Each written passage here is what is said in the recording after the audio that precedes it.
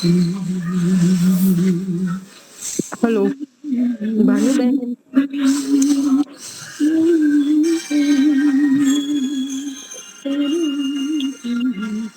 भानु बहन।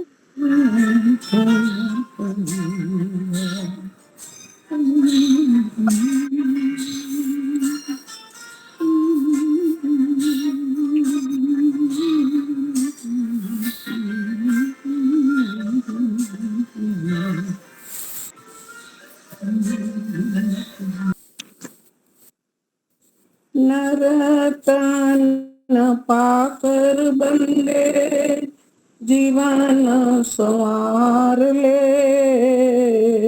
सत्संग में जाकर तेरी बिगड़ी सुधार ले।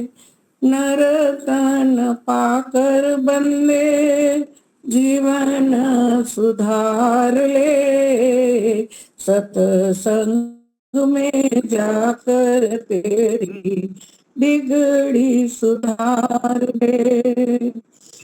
आया है जो भी जग में जाना पड़ेगा, कर्मों की गठड़ी को उठाना पड़ेगा। आया है जो भी जग में जाना पड़ेगा, कर्मों की गठड़ी को उठाना पड़ेगा। गुरुजन की वाणी प्यारे हृदय में तू धार ले, सत्संग में जाकर तेरी बिगड़ी सुधार ले। नरतन पाकर बंदे जीवन संवार ले, सत्संग में जाकर तेरी बिगड़ी सुधार ले। अब की संभाल प्यारे बिगड़ी को जाने दे, मोह वासना को अपने मन में न आने दे। अब की संभाल प्यारे बिगड़ी को जाने दे, मोह वासना को अपने मन में न आने दे। भिक्षु वैरागी बनकर समय को गुजार ले, सत्संग में जाकर तेरी बिगड़ी सुधार ले। नरतन पाकर बंदे जीवन सुधार ले, सत्संग में जाकर तेरी बिगड़ी सुधार ले। कौन संग आया तेरे, कौन संग जाएगा, माल खजाना तेरा यहीं रह जाएगा। कौन संग आया तेरे, कौन संग जाएगा, माल खजाना तेरा यहीं रह जाएगा। बैठ कर दीवाने जरा सोच विचार ले, बैठ कर दीवाने जरा सोच विचार ले, सत्संग में जाकर तेरी बिगड़ी सुधार ले। नरतन पाकर बंदे जीवन संवार ले, सत्संग में जाकर तेरी बिगड़ी सुधार ले, सत्संग में जाकर तेरी बिगड़ी सुधार ले। धन्यवाद दीपिका जी समय देने के लिए। जी आपका बहुत बहुत धन्यवाद, बहुत अच्छा माता जी। तो आज के हमारे वक्ता है वैदिक वक्ता भाग्येश जी, तो हम आमंत्रित करते हैं आचार्य जी, आप अपना मंतव्य रजू करें। सबको सादर नमस्ते जी।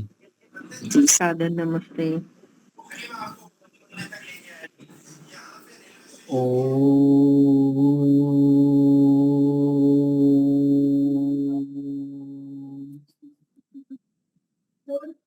सर्वरक्षक ईश्वर। हमारे जीवन का उद्देश्य कोई बताएगा क्या है? जीवन का उद्देश्य जन्म मरण के बंधन से छूट जाना। जीवन मरण के बंधन से छूट जाना, मोक्ष की प्राप्ति, उसे मोक्ष ही कहेंगे। उसको ही मोक्ष कहेंगे। और अभी अभी की क्या स्थिति होनी चाहिए? दुखों से निवृत्ति और सुख की प्राप्ति, और संपूर्ण दुखों से मुक्ति और संपूर्ण नितांत सुख की प्राप्ति करना। जी। तो हमारा लक्ष्य व्यापक है।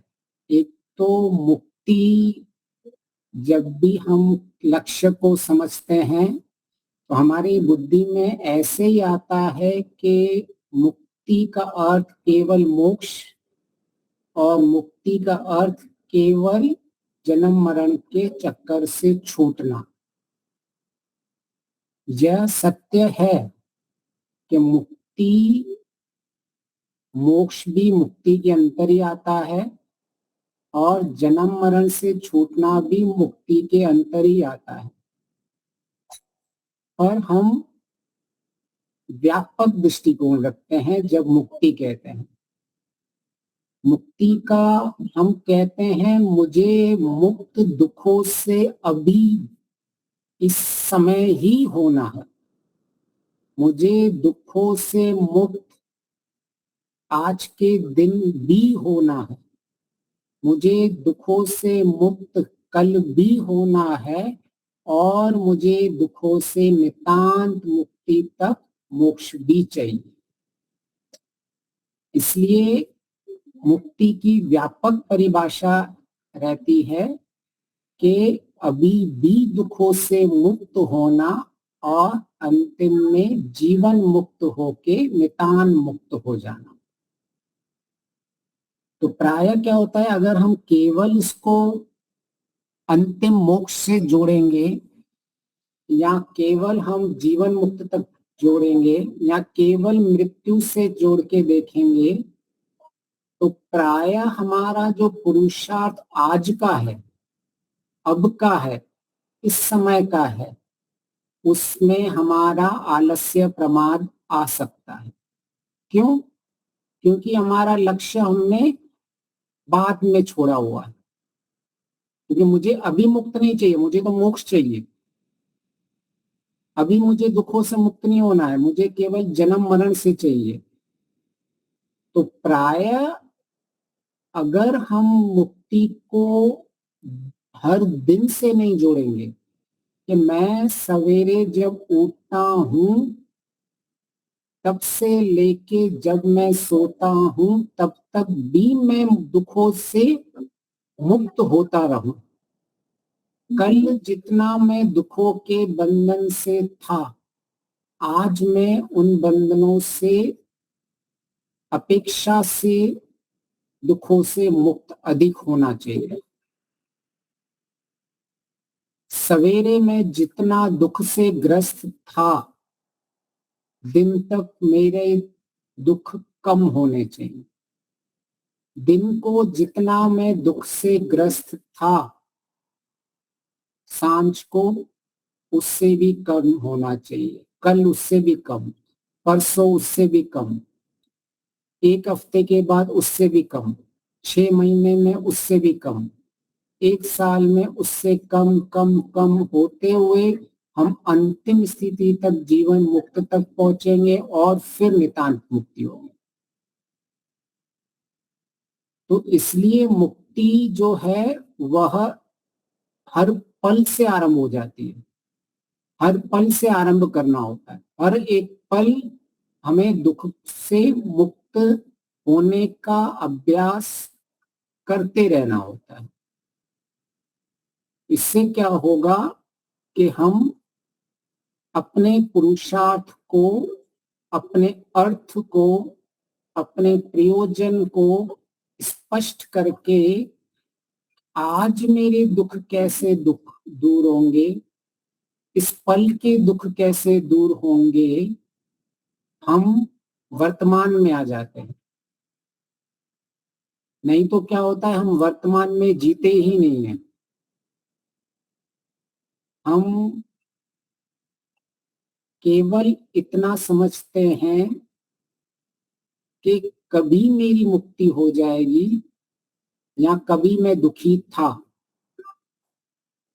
लेकिन वर्तमान में मेरी स्थिति क्या है, वर्तमान में मेरी स्थिति, दुख की स्थिति को कैसे कम करूं, वर्तमान में मेरा आज का दिन कैसे जा रहा है, उस पे हमें अपनी दृष्टि रखनी पड़ेगी। और केवल वर्तमान में ही हमारी सारी बल छुपा हुआ है, क्योंकि जितना हम हर पल वर्तमान में जो करते रहेंगे वही हमारी वास्तविक वृद्धि होगी। हाँ, हम ज्ञान के स्तर पे प्लानिंग कर सकते हैं कि मैं इस तरह से करूंगा, परंतु जो वृद्धि है, जो प्रैक्टिकल है, जो व्यवहारिक है, वो हर पल होता है। इसलिए जब हमारा उद्देश्य स्पष्ट होता है कि मुझे इस समय भी सुख प्राप्त करना है और अंतिम में भी नितांत आनंद चाहिए, तो हमारे प्रयत्न बदल जाते हैं, हमारा पुरुषार्थ गति करने लग जाता है। क्यों? क्योंकि जितना जितना हम आज सुख पाते हैं वह सुख हमें और गति देता है उस पर आगे बढ़ने के लिए। अगर आज मैं दुखों की निवृत्ति और सुख की प्राप्ति नहीं कर पा रहा हूं तो कल मैं ढीला डाला बैठा रहूंगा, क्योंकि मेरे को कल ऐसा कुछ मिला ही नहीं जो आज मुझे प्रेरित करे कि कल हमने इतना सुख पाया था इसीलिए मैं उस कार्य में लगा रहूं।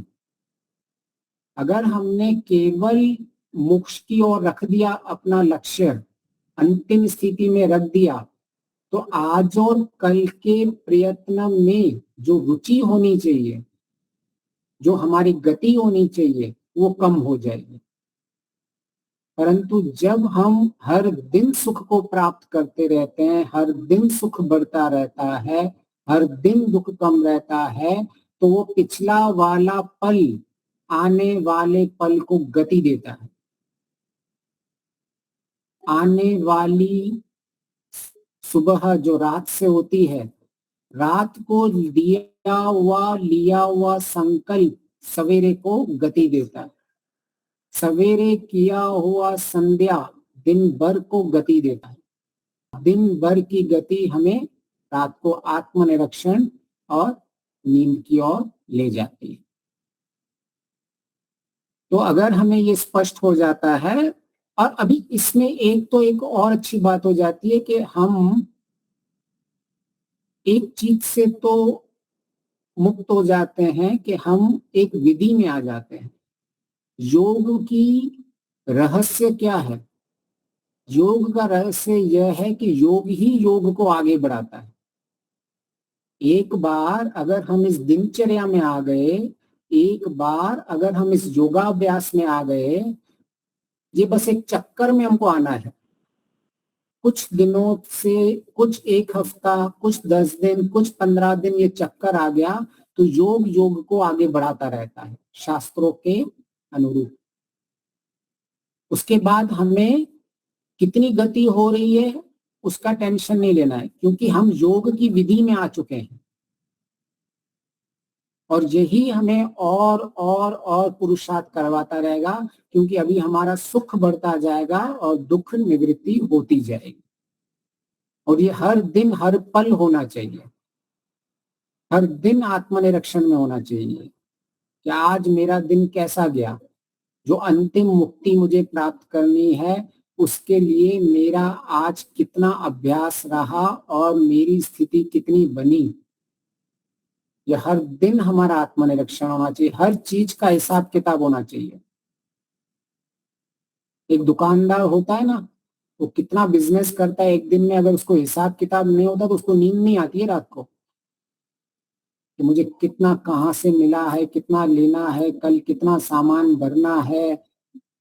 जब तक उसको ये पता नहीं हो तब तक वो परेशान रहता है।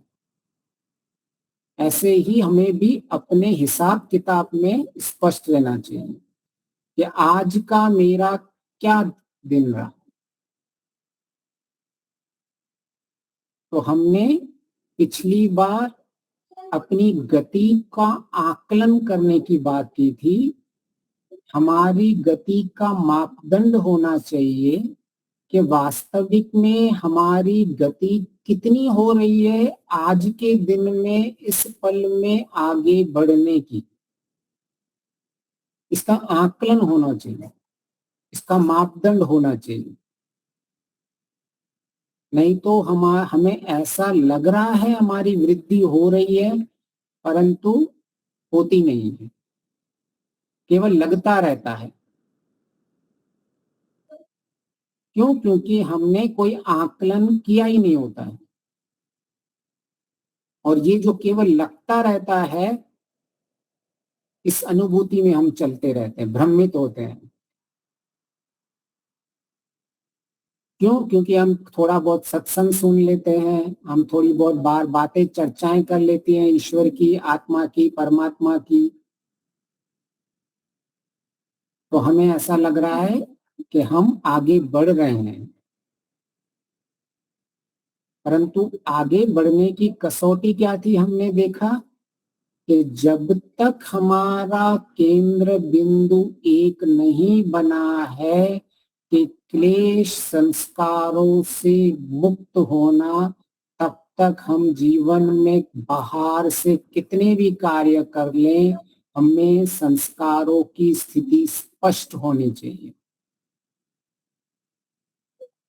केवल और केवल एक ही केंद्र बिंदु होना चाहिए, शुद्ध विज्ञान। जब तक अंतःकरण शुद्ध विज्ञान युक्त नहीं हो रहा है, तब तक हम आगे नहीं बढ़ पाएंगे। बाहर के जितने भी कार्य कर रहे हैं हम, बाहर के जितने भी परोपकार भी क्यों नहीं कर रहे हो हम, बाहर हम आंतरिक या बाहर से उपासना भी क्यों न कर रहे हो, अगर वह हमें अंतःकरण की शुद्धता की ओर नहीं ले जा रहा है, तो दोनों अविद्या। विद्या की परिभाषा क्या है? शुद्ध ज्ञान युक्त कर्म, शुद्ध ज्ञान युक्त उपासना। हमें ये बहुत ही स्पष्ट होना चाहिए। तो जब हमें यह स्पष्ट है कि हमारी आंतरिक स्थिति केवल और केवल मेरे संस्कारों की स्थिति क्या बन रही है, मेरे संस्कार कितने अब तनु हो रहे हैं, यही केवल कसौटी बनेगी मुक्ति की, अंतिम मुक्ति की। और कोई कसौटी नहीं है। हम कुछ भी कर लें। तो पिछली बार हमने यही देखा था कि हमने उदाहरण के रूप से लिया था कि कैसे अगर हम बहुत मेहनत भी करते हैं परंतु शुद्ध ज्ञान युक्त नहीं है, तो हमें गणित का टीचर भी होता है तो गणित में हमें पास नहीं करने वाला। याद है उदाहरण दीपालिका जी? हाँ जी, हाँ सही है, उदाहरण ठीक बैठ रहा है? हाँ बिल्कुल कर्म, उपासना और ज्ञान में ठीक ठीक बैठ गया वो जी। ठीक है। मतलब अभी तो हमको ईश्वर से कोई शिकायत नहीं होगी या किसी से कि मैं इतना पुरुषार्थ कर रही हूँ या कर रहा हूँ, मैं इतनी उपासना कर रहा हूँ लेकिन मुझे कुछ मिल नहीं रहा है। उसका एक ही निर्णय निकलेगा कि हम जितनी भी मेहनत कर रहे हैं, जितना भी पुरुषार्थ कर रहे हैं, जितनी भी उपासना कर रहे हैं, वह शुद्ध नहीं हो रही है। क्यों? क्योंकि उनसे हमारा अंतःकरण शुद्ध नहीं हो रहा है, इसलिए ही हम आगे नहीं बढ़ पा रहे हैं। तो जब कसौटी स्पष्ट हो जाती है, जब केंद्र बिंदु स्पष्ट हो जाता है, तो हमारे सारे कार्य स्पष्टता से आगे बढ़ते रहते हैं। अब जब हमें ये स्पष्ट हो गया कि मेरे जीवन का उद्देश्य क्या है, मेरे जीवन का अर्थ क्या है, मेरे जीवन का प्रयोजन क्या है, अत्यंत दुखों की निवृत्ति और सुख की प्राप्ति, तो मैं ईश्वर की प्राप्ति सीधी सीधी क्यों नहीं बोलता हूं? क्योंकि ईश्वर की प्राप्ति प्राय लोग अंतिम लक्ष्य मानते हैं, परंतु ईश्वर का संबंध आज से अब से ही जुड़ता रहता है। ईश्वर हमारे साथ परोक्ष रूप से, साधन रूप से चलते रहना चाहिए। हमें प्रतीक्षा नहीं करनी है कि ईश्वर मुझे कभी और मिलेगा। ईश्वर हमारे साथ साधन रूप में, परोक्ष रूप में हर दिन जुड़ा रहना चाहिए। अब होता क्या है, ईश्वर को हम सालों तक तो जुड़ा रहता ही नहीं है परोक्ष रूप से, ना हम ईश्वर के साथ किसी माध्यम, साधन के माध्यम से जुड़े रहते हैं, और अंतिम स्थिति ऐसी हम बना के बैठते हैं कि एक दिन अचानक ईश्वर का मेरे को आनंद मिल जाएगा, ज्ञान मिल जाएगा, एक दिन अचानक हो जाएगा, मेरी इतनी तपस्या होगी, मैं इतना बड़ा योगाभ्यासी बन जाऊंगा कि एक दिन जब मैं ध्यान में बैठूंगा तो मुझे एक ऐसी स्थिति अचानक बन जाएगी। तो वो अचानक कुछ भी नहीं होता है। दिन भर अगर हमारा कहीं भी ईश्वर से संबंध नहीं है, दिन भर अगर हम परोक्ष रूप से ईश्वर से जुड़े हुए नहीं हैं, हम किसी भी तरह से ईश्वर के ज्ञान से जुड़े नहीं हैं, हम ईश्वर की आज्ञा से जुड़े नहीं हैं, ईश्वर के गुण कर्म स्वभाव से जुड़े नहीं हैं, तो ईश्वर का प्रत्यक्ष कभी नहीं होने वाला। प्रत्यक्ष से पहले परोक्ष रूप से जुड़ाव होना ही चाहिए,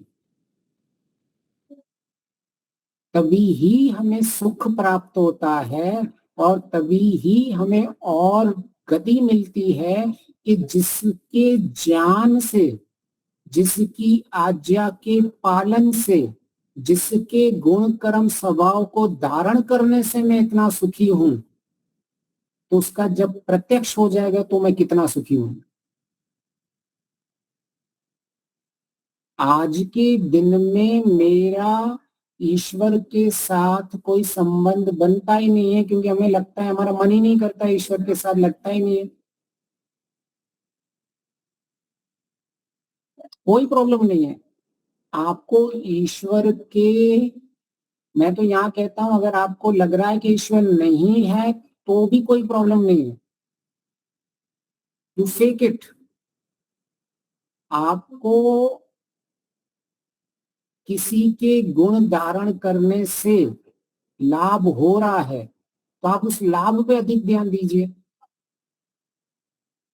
आपको वैसे ही सुख प्राप्त करने के लिए गुणों को धारण करना ही करना है।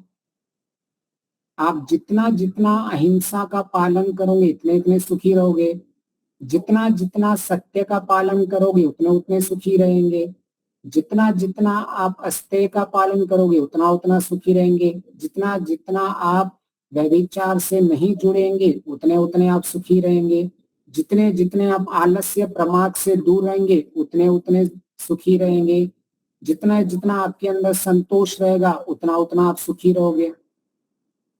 अब करना क्या है, केवल यह सारी जो चीजें हैं ये हमें क्लेश रहित बनाती है, क्लेशों को कम करते रहती है, और ईश्वर भी क्लेश रहित है।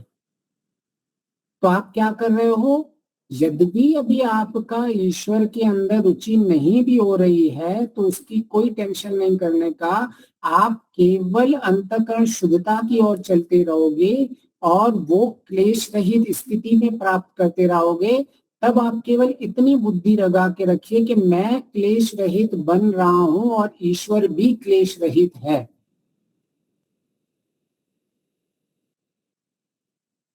मैं निष्काम कर्म कर रहा हूं, ईश्वर भी कर्म विपाक से अलग है। ईश्वर भी सकाम कर्म नहीं करता। तो इस तरह से क्या होगा कि आप ईश्वर के गुणों से जब संबंध बनाने की कोशिश करोगे तो यद्यपि अभी आपका ईश्वर में रुचि नहीं है तो भी क्या होगा, इसका धीरे धीरे धीरे आपका जैसे जैसे अंतःकरण शुद्ध होता रहेगा, क्योंकि आप इन गुणों को धारण करते रहोगे तो आपका धीरे धीरे धीरे उस स्थिति में पहुंचने लग जाओगे कि हाँ, अब मुझे चीजें स्थिति समझ में आ रही है कि अब तक तो मैं ईश्वर को केवल नाम से पुकारता था, ईश्वर केवल शब्दों में था, पर धीरे धीरे जितना अभी मैं उसका ज्ञान प्राप्त कर रहा हूं, जितनी जितनी आज्ञाओं का पालन कर रहा हूं, जितने जितने गुणों को धारण कर रहा हूं, मेरे जीवन में सुख बढ़ता जा रहा है। अब क्या होगा आपके जीवन में? इससे कोई आपको हानि तो हुई नहीं है। ऐसा तो नहीं कि आपका जीवन विफल हो गया। आपको वैसे भी जीवन में कहीं भी आप पढ़ोगे लिखोगे, हर एक जना कहेगा कि आपको सत्य का साथ देना है। तो ये गुण तो वैसे ही आपको धारण करने थे। अगर सुख प्राप्त इस संसार में, जो नास्तिक है वो भी यही अगर कार्य करता है तो वह भी सुख प्राप्त एक अंश तक कर सकता है। अब हमें क्या एडिशनल बेनिफिट हो जाता है, हम ईश्वर के साथ इस तरह से जुड़े हुए रहते हैं? तो हम तो सबसे पहले एक तो जो ईश्वर का ज्ञान मिला हुआ है, वेदों का ज्ञान मिला हुआ है, जिस ज्ञान को हम लेके चल रहे हैं, हमारा वह ज्ञान परिपक्व है और हमें वो आश्वासन दे रहा है कि हमारी दिशा गलत नहीं है। कैसे?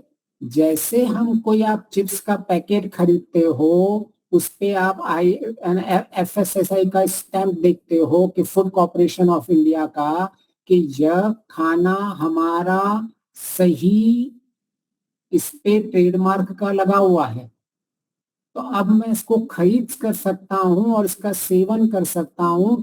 कोई मुझे कोई भी माल बेच के जाए तो जो मेरे अंदर दुविधा रहती थी, अब वो दुविधा नहीं रही है।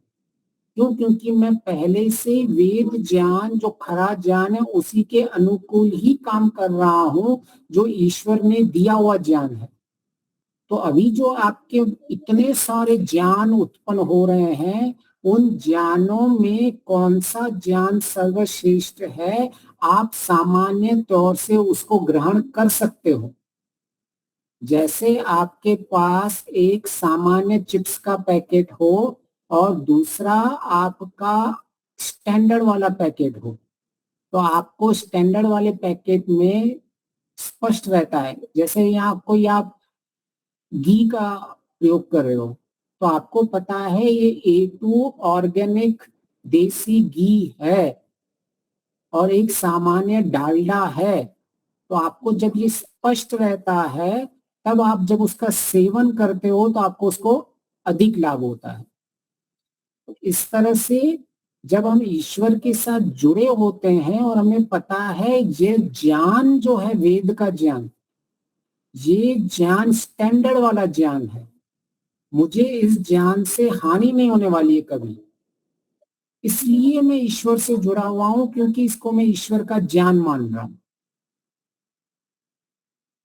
तो आपको अभी ईश्वर के प्रति है, लेकिन इस ज्ञान से जो आपको लाभ हो रहा है और उस लाभ से जो आप सुख प्राप्त करोगे, तो अभी आपको धीरे धीरे रुचि बढ़ेगी, क्योंकि आपको लाभ और सुख मिल रहा है आपको, कि मुझे सुखों और कैसे पता चले, मेरी रुचि बढ़ेगी कैसे?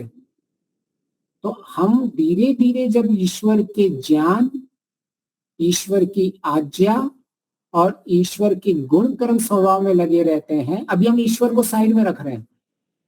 मैं क्या कह रहा हूं, ईश्वर को साइड में रख दो और ईश्वर की ज्ञान, जो वेदों का ज्ञान है और वेदकृत जो ज्ञान है, ईश्वर की आज्ञा और ईश्वर के गुण कर्म स्वभाव, और आप ऐसे मानो कि मुझे इन तीनों से लाभ होने वाला है। इन तीनों से मैं देखूं मेरे सुख उत्पन्न हो रहे हैं या नहीं हो रहे हैं, मेरे सुख बढ़ रहे हैं या नहीं बढ़ रहे हैं। अभी आप ईश्वर को साइड में भी रख दो। तो अब जब आपको पता चलेगा कि इस ज्ञान से मेरा सुख बढ़ रहा है, इनकी आज्ञाओं को पालन करने से, अनुशासन में रहने से मेरा सुख बढ़ रहा है, जब कर्म और ऐसे ही मैं गुण कर्म स्वभाव के साथ चल रहा हूं, मेरा सुख बढ़ रहा है, तो ये किसका था सब कुछ? जिसके परोक्ष से ही मुझे इतना सुख बन रहा है। अब मैं उसका प्रत्यक्ष कर लूं तो कितना सुख बढ़ जाए। तो यह एक साधारण विधि से जब हम काम करते हैं, तब हम जीवन में इस पल भी सुख पा सकते हैं और अंतिम में भी सुख पा सकते हैं। नहीं तो कई साधकों को देखता रहता हूं मैं, वो इंतजार करते रहते एक दिन ईश्वर का सुख मिलेगा, ईश्वर की ज्ञान की माध्यम से दिया गया उस सुख का कभी ये सेवन नहीं करते हैं।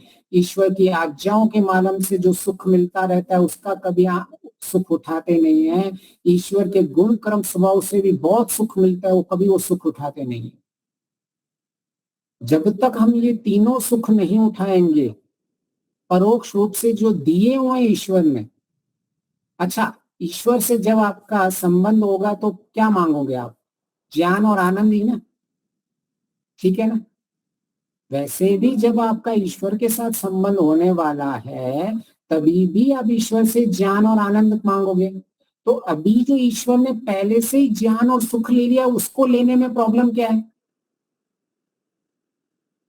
हम क्यों ऐसा लगा के बैठे हैं कि मुझे अंतिम मुक्ति में ही सुख चाहिए, मुझे मोक्ष का ही अंतिम सुख चाहिए? हम क्यों नहीं, हम ऐसी जिद लगा के बैठे हैं।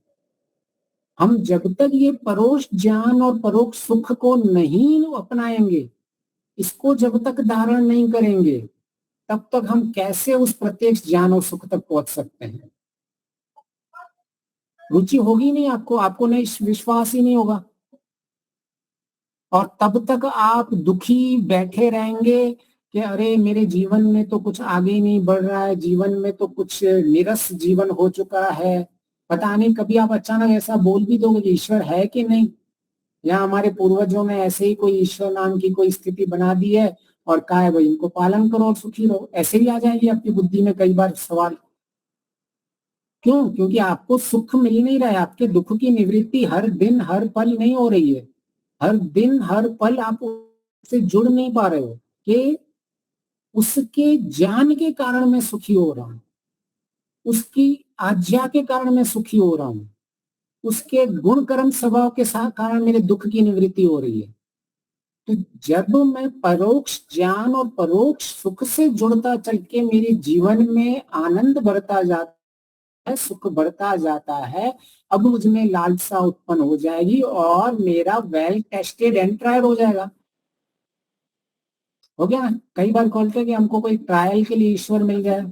इस वास्तव में ईश्वर में ज्ञान है कि नहीं, कि ईश्वर में सुख है या नहीं, हमको कैसे गारंटी मिले? मुझे हो सकता है, आता है ना, प्रश्न आ सकता है ना किसी को भी कि भाई आप ये ईश्वर ईश्वर करते जा रहे हो दिन भर, क्या गारंटी है कि इतने सालों के बाद आपको सुख मिलेगा या उससे ज्ञान मिलेगा?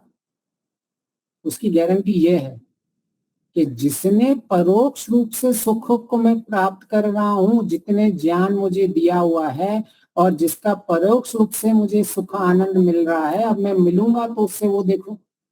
अभी मैं हरीश भाई को एक बहुत बढ़िया किताब दे दूं मेरे नाम की लिखी हुई, और मैं बोलूं आप ये पुस्तक पढ़िए और इस पुस्तक में जैसा लिखा हुआ है उसको लिख के आनंद में रहिए, तो आप मेरे से कभी मिले नहीं हो, लेकिन आपको यह पता है कि ये पुस्तक किसी ने लिखी है, और उस पुस्तक को पढ़ के उसके अनुरूप आप वो कार्य करके और आप खुश हो रहे हो।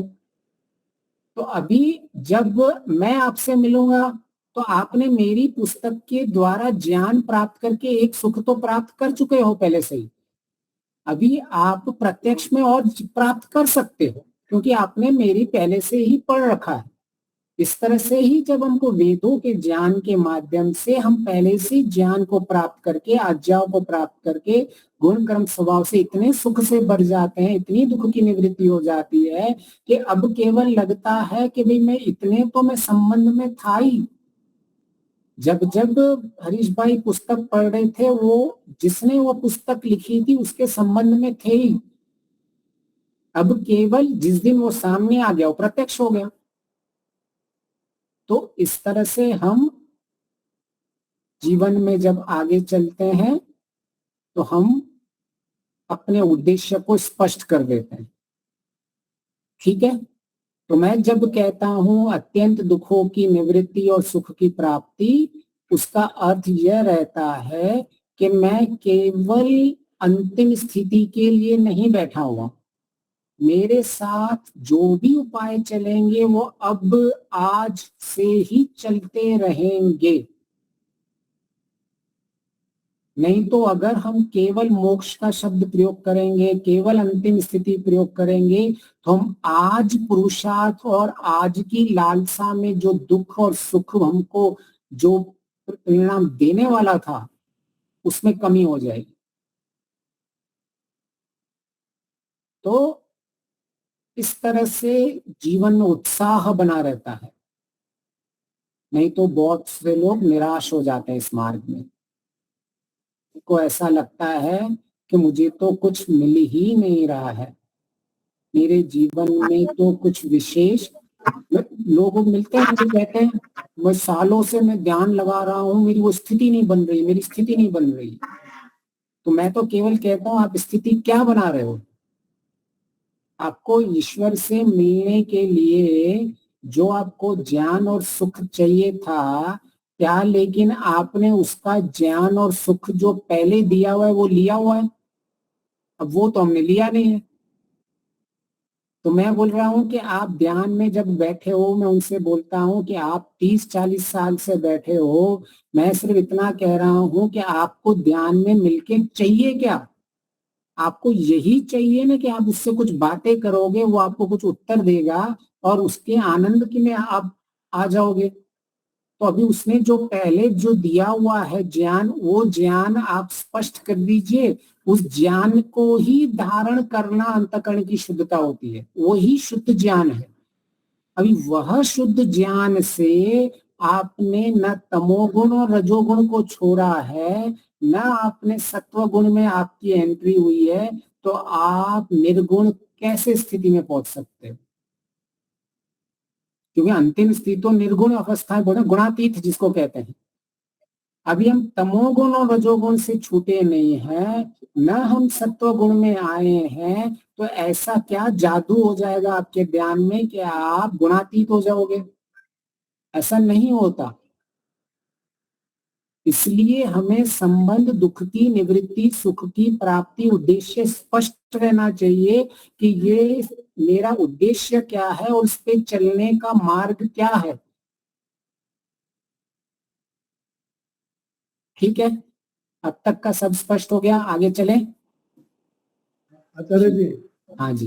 जब मैं आपको बेंगलोर में मिला, हाँ जी। तो मुझे बहुत आनंद आया। अच्छा जी, ये उदाहरण है।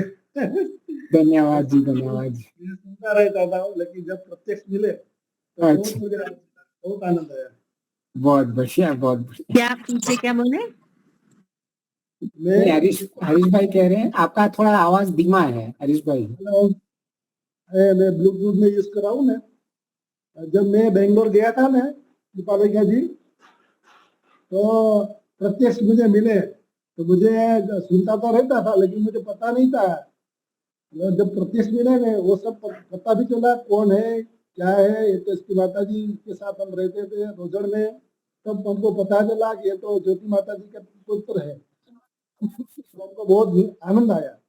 बहुत आनंद जी, बढ़िया। हाँ जी, बिल्कुल। तो हाँ, तो जब भी हम जिनका सुनते हैं, जिनसे बातें करते हैं, तो इसीलिए ही वेद वाणी का ये बहुत बड़ा उपकार है हमारे ऊपर। जितनी हम वेद वाणी से जुड़े रहते हैं, जितने वेद वाणी के अनुकूल चलते रहते हैं, जितना वेद वाणी कहती रहती है वैसा गुण कर्म स्वभाव आ जाते हैं, तो अंत में जाके जिसकी वाणी है उससे मिल जाते हैं। बस इतना ही हो जाता है। परंतु मैं केवल हमें सिर्फ इतना ध्यान रखना है, हम अपने आप को केवल ईश्वर से इतना ही दूर माने कि अब मेरा प्रत्यक्ष नहीं हुआ है, लेकिन मैं परोक्ष रूप से लगा हुआ हूँ, जुड़ा हुआ हूँ। कैसे जुड़ा हुआ हूँ कि मैं जैसे जैसे आज्ञा ईश्वर देता रहता है, मैं ऐसे ऐसे पालन करता रहता हूँ और ऐसे ऐसे सुख को प्राप्त करता रह रहा हूँ। जैसे जैसे ज्ञान मिलता जा रहा है, मैं सुख को प्राप्त करते जा रहा हूँ। बहुत ही स्पष्ट है, जैसे माँ अपने बच्चे को कहती है, अगर बच्चा बाहर से छोटा बच्चा खेल के आया है तो माँ क्या कहती है कि गोद में बैठने की मना कर देती है। ठीक है, माँ कहती है जा पहले हाथ मुंह धो के आ। ठीक है ना, तो ऐसे ही हम हैं। और जब वो बच्चा हाथ मुंह धोता रहता है, हाथ पैर सब धोता रहता है, साबुन लगाता रहता है, तब उसको सब अपनी माँ का ज्ञान याद रहता है कि मेरी माँ ने बताया था ऐसे मग्गे में पानी लिया जाता है, ऐसे मग्गे में पानी को डाला जाता है, ऐसे साबुन लगाया जाता है। उसको पता है कि ये सब मेरी माँ ने बताया है मुझे। अब केवल मैं शुद्ध हो जाऊंगा, जब तक वो अपनी माँ से जुड़ा हुआ ही रहता है। वो ऐसा नहीं होता कि जब माँ की गोद में जाएगा तभी ही उसे माँ का प्रत्यक्ष होता है। आप कई बार देखो, जैसे मैं एक छोटी बच्ची से, एक अंकल थे, उसको चॉकलेट दे रहे थे, तो बोलता नहीं मेरी मम्मा ने मना किया है। तो वो उसकी माँ उसके साथ है ज्ञान के रूप में।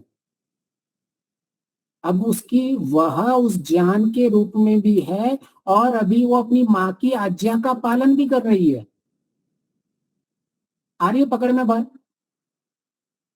तो छोटा सा बच्चा है, माँ का ज्ञान है, माँ की आज्ञा का पालन कर रहा है और माँ जैसे गुण भी अपने अंदर धारण कर रही है कि वो सतर्क है। वो जानती है छोटी सी बच्ची कि मुझे कब कहाँ किससे बात करनी चाहिए और मैं किससे चॉकलेट लूं या नहीं लूं, और किससे केवल हाय हेलो करना है और उसके बाद चले जाना है। तो वो उसके जैसे जी रही है, जैसे माँ ने उसको सिखाया है, लेकिन वो माँ से अलग नहीं है। मतलब मुख्य यह है कि हम हर वक्त जैसे बच्चा अपनी माँ के साथ प्रत्यक्ष नहीं रहता है, ऐसे ही हमें भी अपनी माँ के साथ प्रत्यक्ष होने की इच्छा इतनी नहीं रखनी चाहिए। हमें पहले परोक्ष रूप से उसके ज्ञान और आचरण और उसकी आज्ञाओं के ऊपर मस्त रहना चाहिए। तो मुझे कोई प्रॉब्लम नहीं है, मैं आज संतुष्ट हूँ। क्यों संतुष्ट हूँ? क्योंकि मैं उसकी आज्ञाओं के साथ जुड़ा हुआ हूँ, मैं उसके ज्ञान के साथ जुड़ा हुआ हूँ, मैं उसके गुण कर्म स्वभाव के साथ जुड़ा हुआ हूँ। और जब मैं शुद्ध हो जाऊंगा तो उसकी गोद में बैठ जाऊंगा। जैसे छोटा सा बच्चा नहाते हुए भी आनंद लेता रहता है, खेलते हुए भी आनंद रहता है, गंदा होते हुए भी आनंद लेता है। उसको पता है मैं जब शुद्ध हो जाऊंगा तो माँ की गोद में बैठने ही वाला हूँ। उसे कोई ऐसा नहीं लगता कभी भी अरे क्या पता माँ गोद में बिठाएगी नहीं बिठाएगी, वो कभी दूर रहता ही नहीं है। तो इस तरह से हमें दूर रहने की मतलब मैं केवल इतना कह रहा हूँ कि जो हम वो चाह रखते हैं ना प्रत्यक्ष मिलने की, जब तक हम परोक्ष रूप से जुड़े हुए नहीं है, वो चाह के लिए हम परेशान हो जाते हैं। जो हमको आज काम करना है, जो हमें अब काम करना था, जो कीचड़ हमने लगाई हुई है, केवल उसको हटाने का काम करना है, तो हम गोद में लेने के लिए तो बैठा ही है, केवल हम कीचड़ से लगे हुए हैं, अभी हमारा अंतःकरण अशुद्ध है। तो इसलिए हमें ये केवल इतना स्पष्ट रखना है कि मैं परोक्ष ईश्वर का ज्ञान का प्रयोग करूं, परोक्ष ईश्वर के आज्ञा का पालन करूं, परोक्ष रूप से उसके गुण कर्म स्वभाव के साथ जुड़ता रहूं। और जितना जितने आप जुड़ोगे, जितने जितने आप ईश्वर को साधन के रूप में प्रयोग करोगे, तभी ही ईश्वर साध्य बन पाएगा। आज ईश्वर केवल साध्य बन के रह गया है, कोई ईश्वर को साधन की तरह प्रयोग नहीं कर रहा है। न ईश्वर का साधन ज्ञान दिया हुआ है, न उसका प्रयोग कर रहे हैं। न ईश्वर का साधन जो आज्ञाएं दी हुई है उनका प्रयोग कर रहे हैं। न ईश्वर के साधन जो गुण कर्म स्वभाव, क्या कहते हैं हम संध्या में, ईश्वर के, जो ईश्वर रक्षक है, ईश्वर गुण रक्षक है, और ईश्वर के बनाए हुए पदार्थ भी हमारी रक्षा कर रहे हैं। संध्या में मनसा परिक्रमा मंत्र में कहते हैं ना, योस्मान द्वेष्टियम वयम दिश्मस्तम वो जम्बे दद्मः। इसका वास्तविक अर्थ क्या है, कोई बताएगा आज? चलो आज प्रयोग करते हैं, देखते हैं। आवाज आती है? हाँ जी, हाँ जी, बोलिए। इसका वास्तविक अर्थ ये है, जो हमसे द्वेष करते हैं मैं भी उसके साथ द्वेष न करूं, और आपकी न्याय व्यवस्था जो परमात्मा की न्याय व्यवस्था है उसको हम समर्पित कर देते हैं, तो मुझे भी द्वेष न करो, मैं भी किसी से द्वेष न करूं। ये शॉर्ट में इसका ठीक है। तो अभी हमारी पंच महायज्ञ विधि की कक्षा चल रही है, ठीक है। तो पंच महावेदी में ऋषि ने संध्या के मंत्र का, इस मंत्र का क्या लिया है, हम उसको समझने की कोशिश करते हैं। ऋषि कहते हैं हर एक मंत्र में हर एक दिशा है, ठीक है। सबसे पहले हम अग्नि को अधिपति मानते हैं, ज्ञान, अग्नि मीन्स ज्ञान, ठीक है। आपके ज्ञान गुण से मेरी रक्षा हो रही है, हम सबकी रक्षा। ईश्वर जितना जितना ज्ञान है, अज्ञान है तो हम दुखी रहते हैं, ज्ञान है तो सुखी होते हैं। फिर कहते हैं आदित्य ईश्वर। आदित्य ईश्वर के दो अर्थ लिए गए हैं, एक सूरज की किरणों से हमारी रक्षा हो रही है, दूसरी प्राणों से हमारी रक्षा हो रही है। इन दोनों से रक्षा, ईश्वर के गुणों से रक्षा और ईश्वर के बनाए हुए पदार्थों से रक्षा, तो ये दोनों स्पष्ट हो गए। तो ये जो ईश्वर के बनाए हुए पदार्थों से रक्षा है, हम वो मानते ही नहीं है कि ये ईश्वर के बनाए हुए पदार्थ और हमारी रक्षा कर रहा है, ठीक है ना। आज अभी ये प्राण चल रहा है, क्या ऐसे लग रहा है कि मेरी रक्षा ईश्वर कर रहा है? नहीं लग रहा है ना। लेकिन संध्या की जब मंत्र है कि ईश्वर ने ये प्राण बनाए हुए हैं और ईश्वर ने ही ये सूरज की हुई है, इनसे ही मेरी रक्षा हो रही है, ठीक है। तो एक तो ईश्वर के गुणों से रक्षा, कि ईश्वर ज्ञान युक्त है और उसने ज्ञान दिया भी हुआ है, तो जितना जितना मैं वो ज्ञान प्राप्त कर रहा हूं, इतना उतना मैं खुश हो रहा हूं और मेरी रक्षा हो रही है। फिर हम कहते हैं तिभ्यो नमो, तिभ्यो नमो। तो मैं सिंपल, इसको हम बहुत ही सरल में लेंगे कि ईश्वर तेरे रक्षक रूप को मैं नमन करता हूं, और आपके जो ये सारे रक्षा के रूप है, आपके पदार्थों से जो भी रक्षा होती है उनको भी नमन करता हूं। और आप जिस भाण रूपी से आपकी रक्षा जो गुण है वो बाण की तरह है, वह दुष्टों को पीड़ा देते हैं और धर्मियों जो धर्म पे चलते हैं उनको सुख देते हैं, ठीक है। तो ईश्वर का बहुत ही सिंपल नियम है। अब क्या कहते हैं, योस्मान द्विष्टियम वयम दिश्मस्तम वो जम्बे का अर्थ है कि जो ये आपके गुण हैं, बाण के मुख में, मैं सीधा का सीधा ऋषि का अनुवाद कर रहा हूं, आपके गुण जो है वो बाण के मुख में रख के मैं इसको नष्ट कर दूं जो मेरी बुराई है।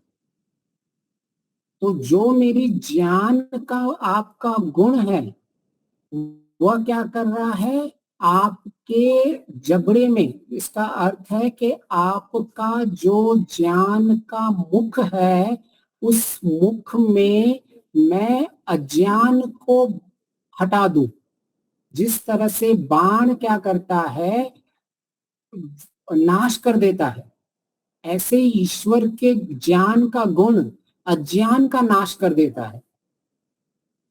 तो इसीलिए मैं आपके मुख में बाण रूपी, मुख क्या है उसका, ये सारे गुण जो हैं, इन गुणों को जब हम धारण करते हैं तब हम सारे के सारी जो बुराइयां हैं उनसे हम हटते जाते हैं।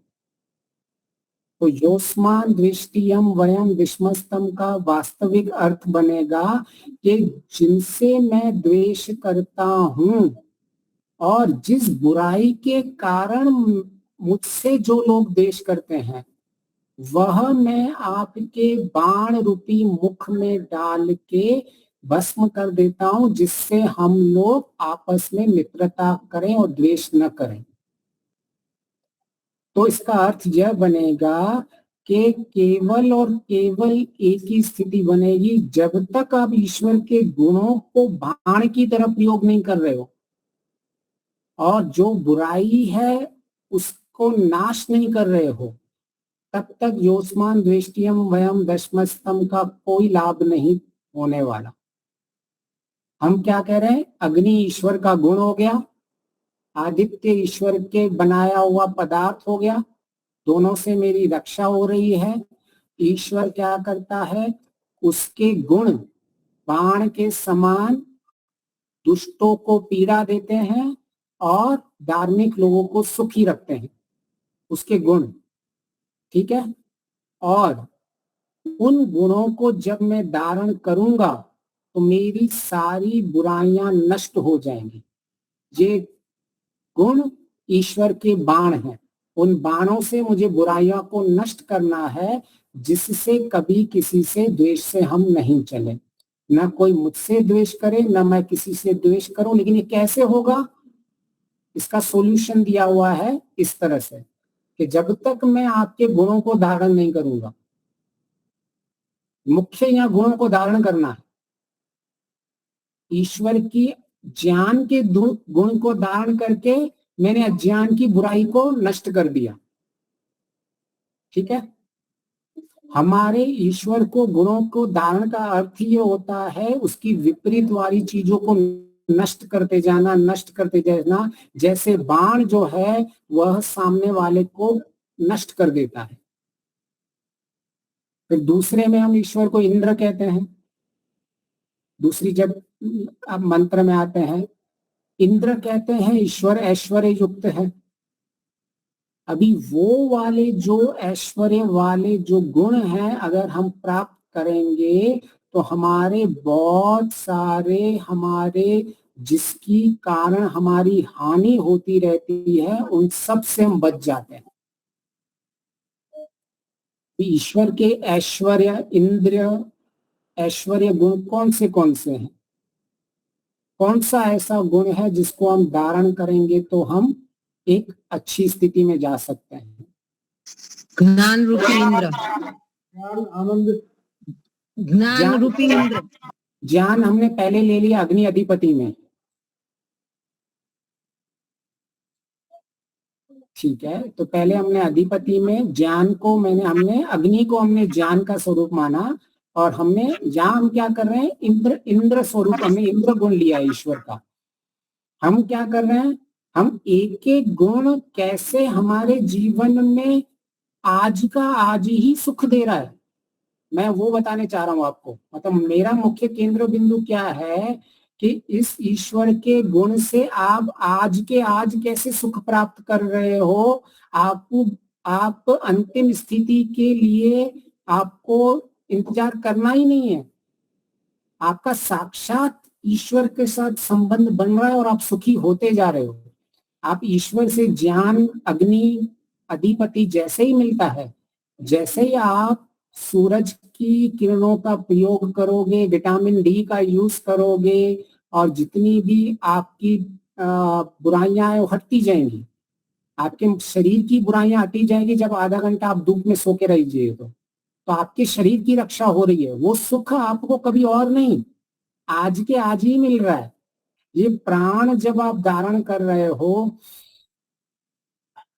आपने जब लंग्स में प्राण भरे तो आपने ऑक्सीजन सप्लाई किए पूरे लंग्स के अंदर। ये यहाँ विंड पाइप है, विंड पाइप से आपके दोनों निकल के दोनों छोर लंग्स में जा रहे हैं। लंग्स के अंदर छोटे छोटे बलून्स होते हैं, उनके अंदर हवा होती है। वहां आपके कोशिकाएं होती हैं खून की, वहां आप ऑक्सीजन जो है उससे एक्सचेंज करते हो। वह खून के द्वारा, कोशिकाएं द्वारा, ब्लड वेसल्स के द्वारा ऑक्सीजन सारे आपके शरीर में जा रहा है।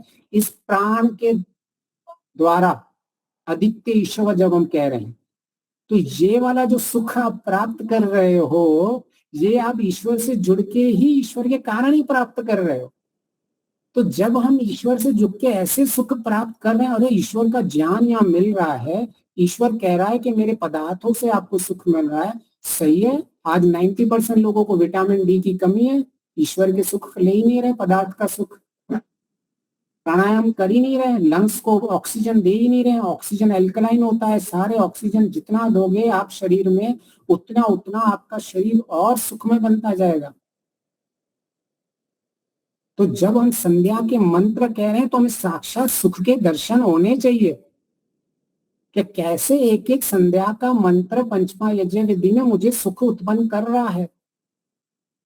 कैसे मैं अज्ञान में बैठा हुआ था, मुझे ज्ञान, जितना जितना ज्ञान प्राप्त होता जा रहा है, शुद्ध ज्ञान होता जा रहा है, इसको कहते हैं वास्तविक में उपासना चल रही है। इसको कहते हैं वास्तविक में जब उठ के हम वास्तविक में जब कर्म करते हैं, इसके अनुरूप, इस शुद्ध ज्ञान के अनुरूप सब कुछ होता है, तभी ही हमारी कर्म और उपासना से कुछ लाभ होने वाला है। अभी यहाँ तो हमने ईश्वर को कहीं अपने डे टू डे लाइफ में जोड़ा ही नहीं है, ना हमें सुख मिल रहा है, ना उस सुख को हमें एहसास है कि हम कितने सुख को ले पा रहे हैं। ऐसे ही 6 मंत्रों में हमें ईश्वर के भिन्न भिन्न गुणों को प्राप्त करना है, और भिन्न भिन्न गुणों से हम भिन्न भिन्न स्थितियों को प्राप्त करते हैं और भिन्न भिन्न बुराइयों से हटते जाते हैं। इसके लिए संसार में द्वेष कम होता जाता है और हम लोगों से द्वेष कम करते रहते हैं। ये वास्तविक में ईश्वर से जुड़ाव इस तरह से रहता है। तो आप देखिए कितना सुख प्राप्त होता है। मैं केवल इतना कह रहा हूं आपको, ईश्वर के प्रत्यक्ष के पीछे सुख के लिए अभी मत भागिए। सबसे पहले ईश्वर के परोक्ष सुख से ज्ञान को प्राप्त करके उस सुख को भोगिए। वाह ईश्वर, ये तूने अग्नि अधिपति का है, ये तूने आदित्य ईश्वर का है, ये मैं नमन करता हूं तुझे। क्यों नमन कर रहा हूं? क्योंकि मैं वास्तविक में तेरे ज्ञान को प्राप्त करके मैं सुखी हो रहा हूं। मैं इतना अज्ञानी था कि मुझे लोगों से द्वेष होता रहता था, मैं उनके ऊपर सोचता था कि ये बदल जाए, लेकिन तेरे ज्ञान के प्राप्त करने के बाद शुद्ध ज्ञान से मैं बदल गया। अब मैं सुखी सुखी हूं। पहले लोग मुझे दुखी करते थे, आज लोगों में इतनी ताकत है ही नहीं कि मुझे कोई दुखी कर सके, क्योंकि मैंने ज्ञान को धारण करके रखा है अंदर। आपका ज्ञान के द्वारा मेरे रक्षा हो रही है और मेरा सुख बढ़ रहा है, मेरी दुख की निवृत्ति हो रही है। और ये सत्य है ना, ज्ञान से हो रहा है ना जीवन के अंदर। तो अभी बस केवल जोड़ना है, हम जोड़ नहीं पाते हैं उनको। ठीक है, तो आज का समय यहीं समाप्त हुआ। हम इसको आगे जोड़ के और पंचमा यज्ञ विधि को और seriously practical day to day life में लेंगे और आगे बढ़ेंगे। आप सबका बहुत बहुत धन्यवाद।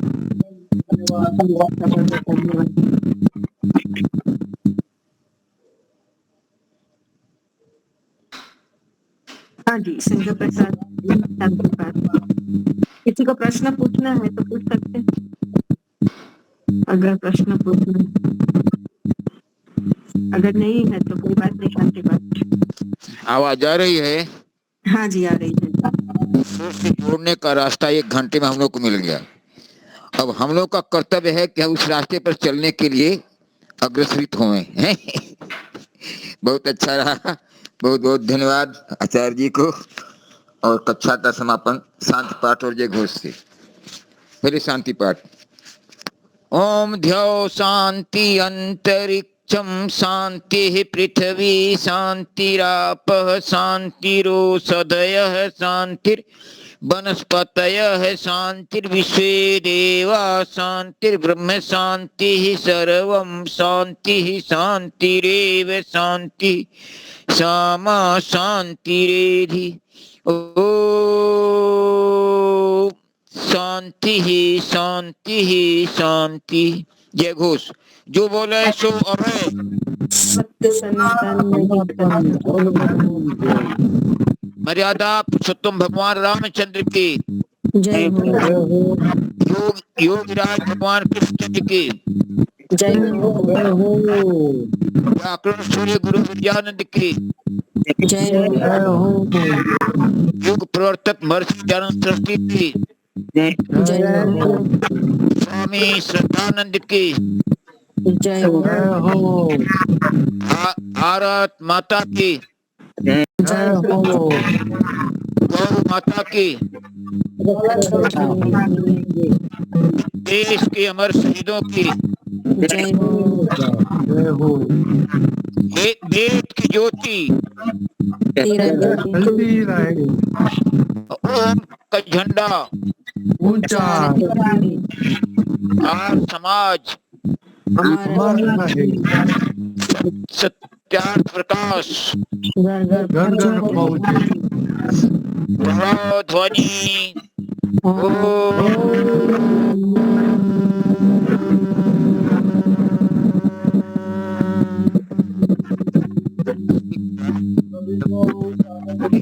सादर नमस्ते। धन्यवाद। सबको सादर नमस्ते।